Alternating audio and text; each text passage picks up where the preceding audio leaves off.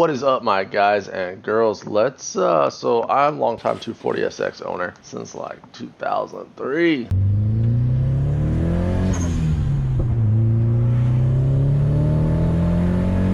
Doesn't get enough love on this channel, but hopefully it'll change that, or maybe I'll trade it for an S2000. But somebody's got this video. It's kind of popping up. I'm in 240 groups on Facebook. I've seen some people sharing it. Haven't watched it yet. I figured I'm gonna watch it and react to it. Of course, you guys are gonna watch it with me because it's funner that way. It's the hard truth about owning a Nissan 240sx. I'm gonna do a prediction here. I think he's gonna call it out and probably say it's not as fun in games as everybody thinks it is. You know, 240s blew up in price these last few years. I mean, $10,000 is like what you're looking at. I used to pick these cars up for like a G all day long. I buy like brand new, not brand new, but like fully complete stock coupes for $1,200 cash. Like that would fetch 20 grand. I sold that car. I'm so mad about it for nothing.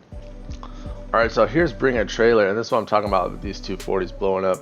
I mean, here's a no reserve hatchback 89, $12,000. Okay, that car right there, that exact car, that's exactly what the one in my garage that, if you watch this channel, looks like or looked like when I bought it. That same color, 1989, that same trim level, those same wheels, that same lip. I bought that car for $1,900, like $1,950. That's $12,000 today, and it still has room to go. So just saying, these cars are crazy, dude. And look over here, we've got this one sold for 54. That's a LS7 powered. Wow, that's good for them for getting $84,000.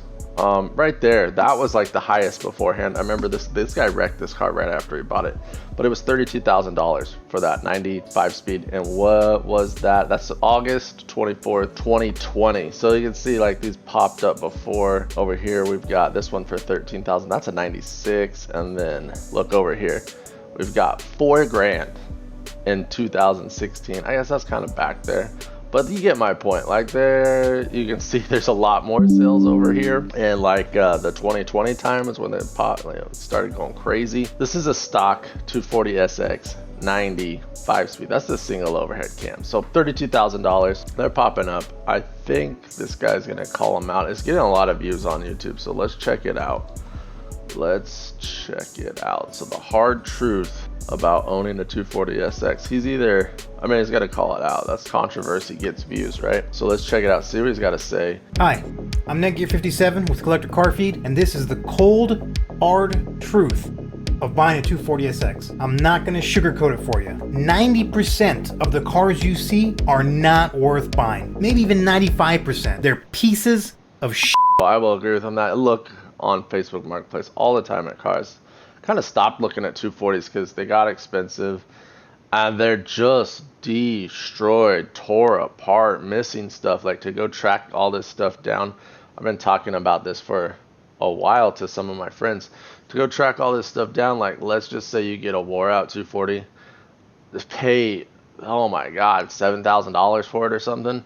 You need all new suspension, all new bushings, everything's rotted out. It's from 89, like not taken care of. These people didn't take care of their cars. Now maybe in 5 years they'll have cycled through enough people's hands to, like, now that they're paying a lot of money for them, they're gonna take care of them, and so they'll be restored. We'll see some restored 240s, but right now they went from cheap, got cycled through cheap people's hands that don't take care of their car, beat on them.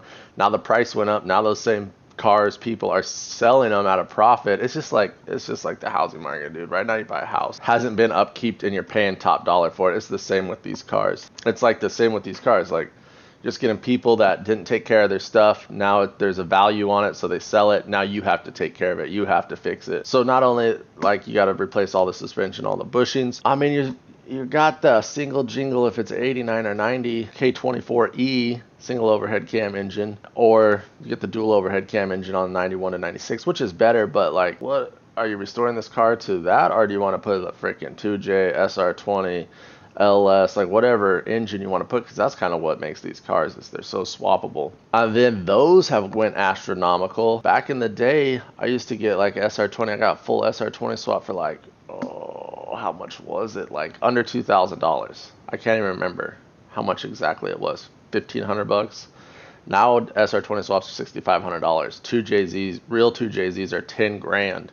RB25s are $6,000. Like, everything has gone ridiculous. So it makes all this stuff that used to be cool. And the reason that these were cool is you put an RB25 in there you get an RB25 for $1,800. You can pick up a 240sx for $1,800. You have a bad car for $5,000. Like, now to get that same car you could have built for $5,000, it's going to cost you like $15,000-$20,000, and you might just buy something else. So I can see these cycle out of favor pretty quickly, but there'll always be like enthusiasts for it, but they're just too expensive. There's too much new stuff. The 350Z is a 10 times better bang for your buck than buying a wore out 240. Buy a little bit less wore out 350Z. The motor's already going to put the power down for you.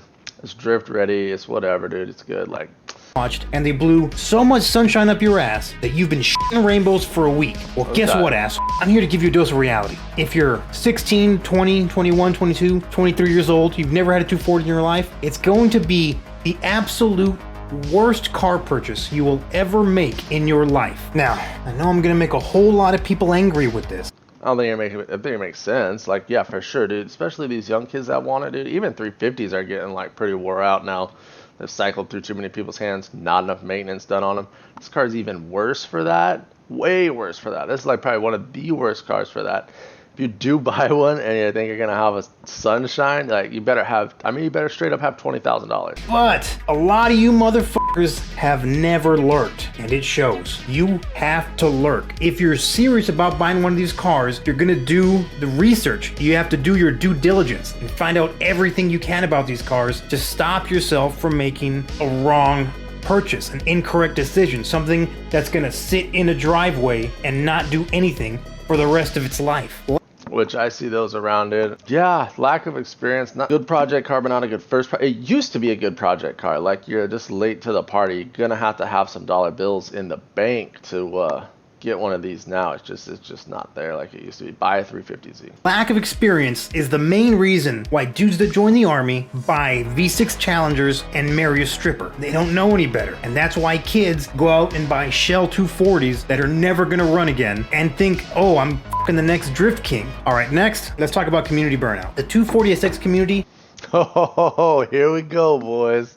What's gonna happen? All right, this is gonna be good. Oh man, yeah, this guy is probably the absolute worst community of people that you'll ever run across in any automotive circle. It's big. I don't know, man. 350Z community is pretty bad, dude. I'm in both of these communities. I'm in both these groups, all the Facebook, whatever, dude. I see it. I don't engage with these guys, but 350Z community is pretty bad. 240sx community is pretty bad too. I think it's just y'all gonna hate me, dude. I think it's all these young hot boys in there. Everybody wants to flex on each other too, like, oh, you don't know this, you're so stupid. Oh, you got this, you're so stupid. Like, chill out, everybody. But yeah, it's not great. Don't look to. This is my thing. Like, a couple things about the community. Like, first off, don't go on Facebook and be like, my car doesn't run, how do I fix it? And expect someone, because that's all day long on there. And then you get flamed, and then everybody, like, it's just insane. That's like the number one thing. And then just asking, like, people ask simple questions and just get burned. If you think about buying one of these cars, go to Google search and or go in these groups and check them out first. Let's get back to it. Basically made up of a bunch of angry older fucking dudes that are living in the past. They can't fathom that this car that they loved when they were younger and was cheap, it's rising in value, and now they're worth something, and they're just living in the past. 240s are not worth. That's a $2,000 car all day. Okay, dude, if that's a fucking $2,000 car all day, how about you sell me your 240 for $2,000? You're not, because you know that you're never, ever gonna find another one like that again. They're just being assholes. It's stupid. And the other half of the community is fucking dumbass kids that are just straight up idiots, dumbass TikTok kids that don't know shit about anything, and all they do is clog up Facebook 240 groups. How much stance can I put on my 240sx before it rubs? What oil is best for stance? Is NRG a good stance brand? Like, motherfucker, all this shit has been asked and answered since the beginning of time. Do a little bit of research. Now look. So I'll say like 2 comments on that. So number one, like the first group were like, oh, I guess I kind of fell into that when I was like, oh, these cars used to be cheap, they blew up, I don't think they're worth it anymore. I don't think they're worth it because you got to put a lot of money into it. Now, if you can find a clean specimen, whatever, pay your money. That's what you want. That's what you want. And, you know, cars go up in value. I collect cars the same, so I understand how they raise in value. But I know what he's talking about. I see a lot of that. I was going to say like S2000 groups because I'm in those too. But yeah, the second part is what I was talking about, where he's talking about everybody just asking questions that's already been asked 10 times over. Easily find outable, and you're just in there, boom, ba boom, and then getting flamed and over it. Gotta take a break real quick. Bathroom break. Whew, that morning coffee could get you, boys. Let's go. Let's get back to it. There's cool older dudes and there's cool younger dudes, but those two groups are probably what make up the most of 240 ownership. It's very easy to become jaded in the community, and you end up hating this fucking purchase that you made because everyone just makes fun of you and clowns you, or maybe you're the asshole doing the clowning. But remember, you have to be the change that you want to see in the community. If you don't want people to shit on newbies, don't be the newbie that's asking dumb fucking questions that have been answered since day one. What is a tire? Motherfucker, older dudes are shitting on people, gatekeeping, not like I'm doing, but they're gatekeeping, saying, oh, no, dude, if you weren't driving an S13 when you came out of your mama's, you know, you ain't shit. No, fuck that, dude. Be the change you want to see. Don't be a dumb fucking noob. Don't be a fucking asshole older guy. Because the only way that the community's going to keep growing is if the older generation teaches the younger generation. Cheap car fallacy. Now, in my opinion, all right, here's what I want to see, because I'm 100% I think with him on this. It's not cheap, dude. It's gonna be 20 grand, bro. Like legit, your 240 is gonna be $20,000. If you want it to even be anything other than a rusted, clapped out, wore out 240sx, that's just gonna either go to the junkyard, get totaled, or just sell it off again, be on jack stands forever. Like, it's not a cheap car. That's the thing. So let's hear what he's got to say about this. I agree. I actually think this guy's pretty funny. I don't swear a lot of my videos. If you watch my channel, you know. But when I do, I bleep it out because I think it's funnier when you bleep it out than just to say the F word or whatever. When it's bleeped out, I think it's funnier. He gets it on this. I think that's funny. So good job, car collector feed on that. But you should lose the part on this title that says Donut Media won't tell you this. Nobody cares. I've seen in a couple 240sx groups yesterday people saying they're not watching this video because it says that. This is your own video. It's better than the Donut Media 240 video already because you're telling them what's up. So lose that.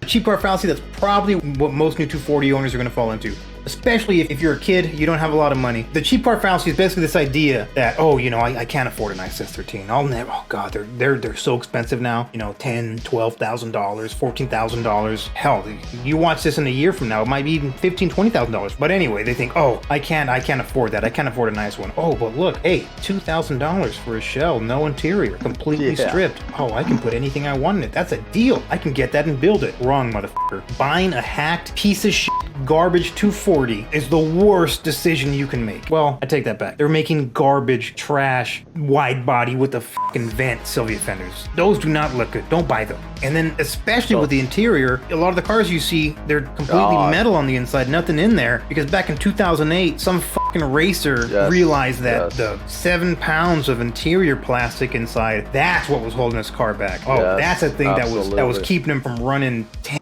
You guys watched one of my other videos where I kind of did like a garage tour on the 300ZX, what was going on there.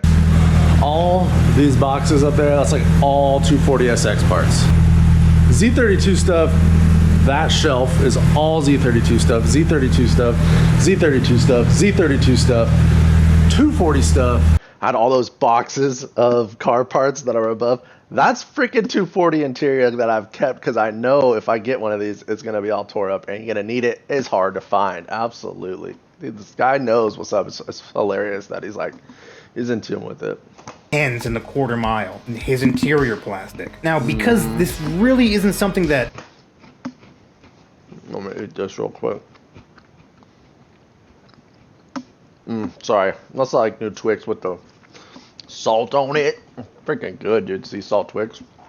But hey, 350 guys, and if you buy a 350, don't freaking take your interior out. It's annoying. Your car isn't gonna be any faster. You look like an idiot, and then you go to sell it, and then the interior is gone. Like, don't do it. Plus, all those clips break. You're not getting the new clips back. It's never gonna be on there. It's gonna rattle. Like, do not take your interior out. It does not make your car faster. new car buyers take into consideration, you kind of see this endless cycle of shit car. Dude buys it, oh, I'm gonna fix it up, realizes that he's never gonna fix it up, and then sells it to the next asshole. Yes, And it's yes. just an endless waltz. Buy nothing. And it just gets worse and worse every time that car gets passed through someone's hands, dude. A little bit, like they hacked up a little bit more trying to fix it, didn't fix it, pass it on to the next one. As these cars rise in value, people just say, I'm gonna get my money back out of it, pass a problem on to the next one, sell somebody a dream. And I love the 240. I got one in my garage. I've owned 1, 2, 3, at least 3 of them.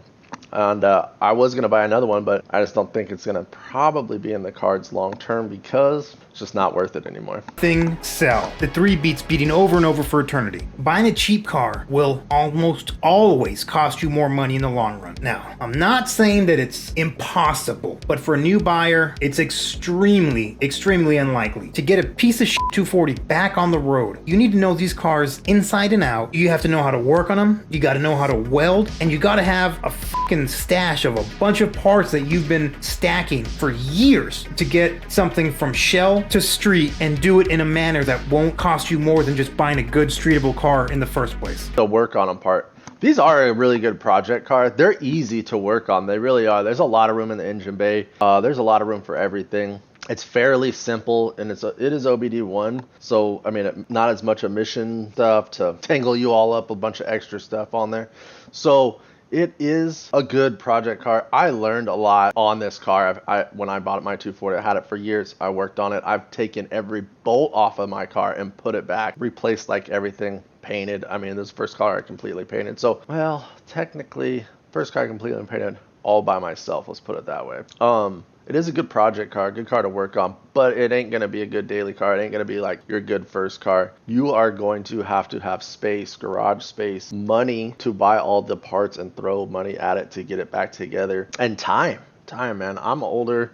I got 2 kids. Like, the time in the garage is definitely not what it used to be in my 20s. I used to sit out in the garage till midnight, 1 o'clock, working on my car, doing whatever stupid stuff I was doing.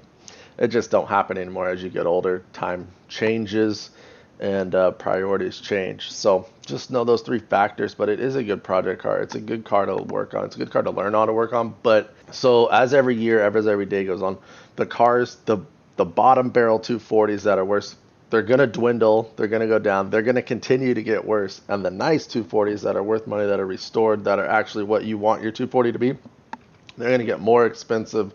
And as they get more expensive, this bottom barrel 240 stuff that's borderline garbage is going to continue to rise because, what does it say, like a rising tide brings up all ships or whatever. Buy 350, they're way too cheap right now. And with the way this economy's going, I'm like watching them start to backtrack, but there's still people out there with head busting on them, but they're a better bang for your buck. I'll say that all day long. And buying a 240 that's going to be a pile of shit and just wastes its money? Or hell, maybe I can stop somebody from just ruining a 240 and putting stupid cloud chaser, quick release steering wheel, hydro e-brake, fucking dumb shit, ISR crap garbage. One person. Yo, bro, I got like ISR suspension, all of this. That's good, dude. I don't know what you're talking about. And save one person or save one 240, I'll call this video a win. Now, I know this next statement is going to be kind of controversial, going to piss people off. Keep your car stock. You're not a Yeah, that's like, I don't know. I just don't feel like keeping it stock is where that car is at. If I want to drive a stock car, I'm buying something else, dude.